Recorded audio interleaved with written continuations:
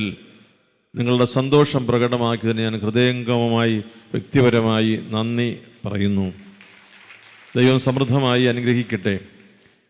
ഇന്നത്തെ ഈ സുവിശേഷ സന്ധ്യ നമ്മുടെ അനുഗ്രഹീതനായ ദാനിയേൽ പൂർണ്ണത്തിൽ അച്ഛൻ നിർവഹിക്കുന്നു എന്നുള്ളത് എനിക്ക് വലിയ സന്തോഷം പകരുന്നു. അച്ഛൻ എൻ്റെ ഒരു വൈദികനാണ്. അങ്ങനെ പറഞ്ഞതുകൊണ്ടാണ് അദ്ദേഹം എന്നെ നോക്കാതെ ഇരിക്കുന്നത്. ലോകമറിയുന്ന ഒരു സുവിശേഷ പ്രസംഗകനാണ്. ഈ നേരത്തെ ഇങ്ങനെയായിരുന്നില്ല.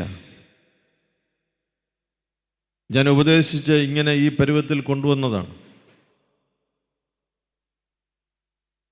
അദ്ദേഹം നല്ല ഇംഗ്ലീഷ് സംസാരിക്കുന്നയാളായിരുന്നു. നമ്മുടെ ഇംഗ്ലീഷിൻ്റെ പരിജ്ഞാനക്കുറവുകൊണ്ടാണോ അങ്ങനെയാണെന്ന് ഞാൻ ധരിച്ചിരുന്നത്. മാർ ഇവാനീസ് കോളേജിൽ നിന്ന് ഒക്കെ പഠിച്ച് കേരള യൂണിവേഴ്സിറ്റിയിൽ പോസ്റ്റ് ഗ്രാജുവേഷൻ നടത്തി മാസ്റ്റേഴ്സിൽ 1ാം റാങ്ക് കരസ്ഥമാക്കിയ ഒരാളാണ്. അപ്പോൾ ഞാൻ വലിയ പ്രതീക്ഷയോടുകൂടി അദ്ദേഹത്തോട് പറഞ്ഞു, മാർ ഇവാനീസ് കോളേജിൽ ഇനി ഇംഗ്ലീഷ് ഒഴിവ് വരുമ്പോൾ അച്ഛനെ അവിടെ അപ്പോയിൻ്റ് ചെയ്യാനാണ് ഞാൻ ആഗ്രഹിക്കുന്നതെന്ന്. അപ്പോൾ എന്നോട് വലിയ സന്തോഷമൊക്കെയുള്ള മട്ടിൽ കണ്ണുമൊക്കെ ഉരുട്ടി കാണിച്ചു. അദ്ദേഹം അത് സമ്മതിച്ചു. 6 മാസം കഴിഞ്ഞപ്പോൾ അദ്ദേഹം എൻ്റെ അടുക്ക വന്ന് പറഞ്ഞപ്പോൾ അവനെ ഒന്ന് കാണണം. നമ്മൾ തെറ്റിദ്ധരിച്ചു പോയി.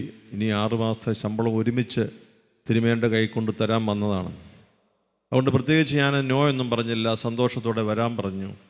വന്നപ്പോൾ എന്നോട് പറഞ്ഞു, എൻ്റെ വിളി ഇതാന്ന് തോന്നുന്നില്ല, കോളേജിൽ പഠിപ്പിക്കുന്നതല്ല, സുവിശേഷം പ്രസംഗിക്കുന്നതാണ് എൻ്റെ വിളി എന്ന് എന്നോട് പറഞ്ഞു.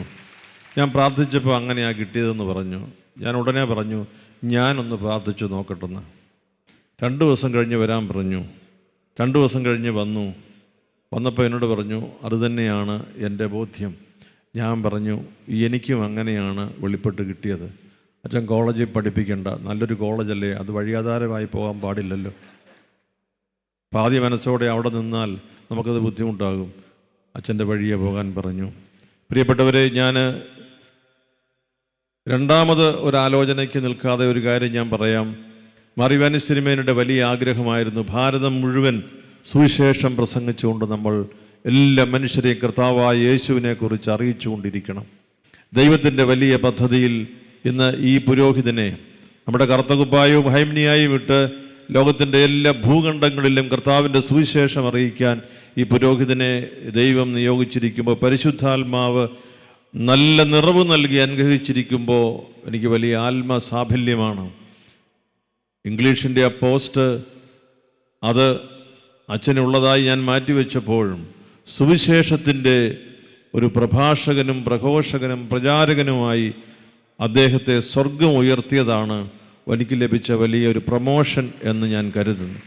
അച്ഛൻ ഇന്നിവിടെ നമ്മളോട് സുവിശേഷ വചനം പറയുമ്പോൾ എനിക്ക് വലിയ ആത്മസംതൃപ്തിയുണ്ട്.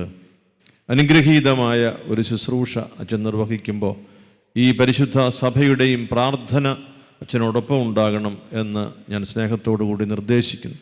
അച്ഛൻ്റെ പ്രഭാഷണത്തിൻ്റെ സമയം ഞാൻ എടുക്കുന്നില്ല. ആമുഖ സന്ദേശം എന്നുകൂടി എഴുതിയത് കൊണ്ടൊരു വാക്കാ പറയാം. നാം ഒരു വർഷത്തിൻ്റെ